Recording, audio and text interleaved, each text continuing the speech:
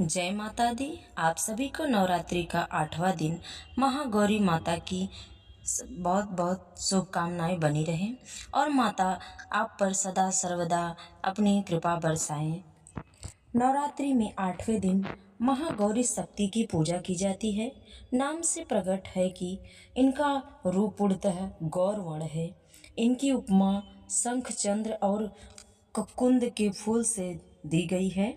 अष्टवर्षा भदेद गौरी यानी इनकी आयु 8 साल की मानी गई है। इनके सभी आभूषण और वस्त्र सफेद हैं, इसीलिए उन्हें श्वेतांबर धरा कहा गया है। माँ की 4 भुजाएं हैं और वाहन वृषभ है, इसलिए माँ को वृषारूढ़ा भी कहा गया है। इनके ऊपर वाले माँ के दाहिने हाथ अभय मुद्रा है तथा नीचे वाले हाथ त्रिशूल धारण की हैं। ऊपर वाले बाएं हाथ में माँ के डमरू धारण की हैं और नीचे वाले हाथ में वर मुद्रा है। माँ की पूरी मुद्रा बहुत शांत है। पति रूप में शिव को प्राप्त करने के लिए महागौरी ने कठोर तपस्या की थी। इसी वजह से इनका शरीर काला पड़ गया था, लेकिन तपस्या से प्रसन्न होकर भगवान शिव ने इनके शरीर को गंगा से जल से पवित्र धोकर कांतिमय बना दिया।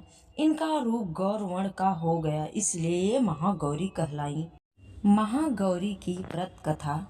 दुर्गा अष्टमी व्रत कथा के अनुसार देवी सती ने पार्वती रूप में भगवान शिव को पति रूप में प्राप्त करने के लिए कठोर तपस्या की थी।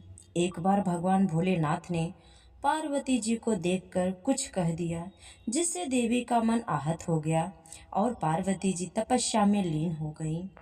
इस प्रकार वर्षों तक कठोर तपस्या करने के बाद जब पार्वती नहीं आई तो उनको खोजते हुए भगवान शिव उनके पास पहुँचे।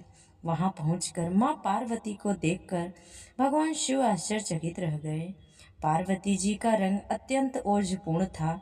उनकी छटा चांदनी के समान श्वेत कुंद के फूल के समान धवल दिखाई पड़ रहा था। उनके वस्त्र और आभूषण से प्रसन्न होकर भगवान शिव ने देवी उमा को गौरवर्ण का वरदान दिया। भगवान शिव को पति के रूप में पाने के लिए देवी ने कठोर तपस्या की थी, जिससे उनका शरीर काला पड़ गया।